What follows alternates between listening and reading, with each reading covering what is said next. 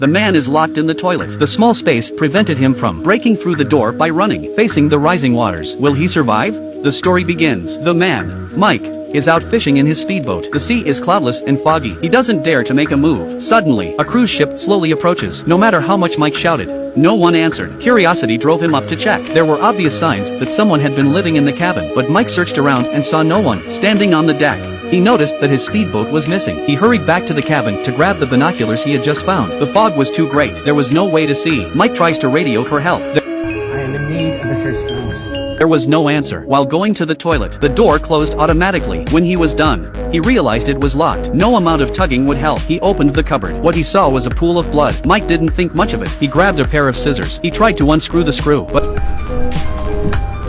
it didn't work. That's when he heard a strange noise from outside the door. Through the window, he realized that the cruise ship he was on was about to crash into the cargo ship. Mike screamed for help. He even tried to stick his head out, but his face was too big. By fumbling with his hands, Mike pulled off a rope. He threw the rope into the sea. He tried to stop the cruise ship by wrapping the rope around the propeller. One misstep, the rope caught him around the neck. Mike's whole body is lifted up. He struggled to get free. Mike was strangled by the twine. The strong pulling force caused him to take a breath. He reached out of the window and managed to reach a coat hanger. He desperately tried to use the hanger to hold the rope free.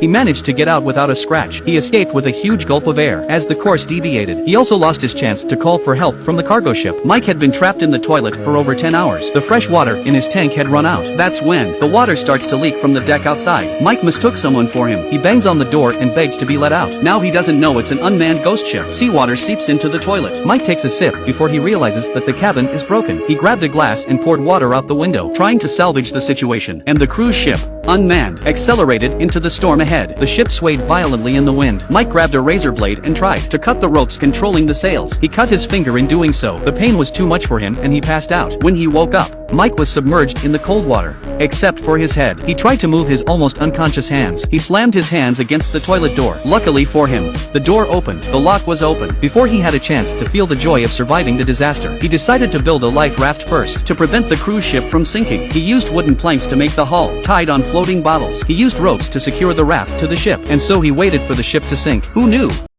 Mike removes the small engine from the hull, inserting the clips into the battery. To make a simple pump, he had to drain all the seawater that had seeped into the cabin and glued up the leaks. Mike continued to send a distress call to the radio. This is sailing vessel ALS requiring assistance. There was still no response. Climbing up the gunnel, he suddenly spots a cargo ship not far away. He got into his life raft and headed for the ship. The cruise ship behind him suddenly accelerated towards Mike. He was about to hit it. He had no choice but to jump into the sea. Mike spent the rest of the afternoon and into the evening. Just as he was about to give up, the strange cruise ship came back. To survive, he returned to his cabin. Turning on his torch, he looked around cautiously.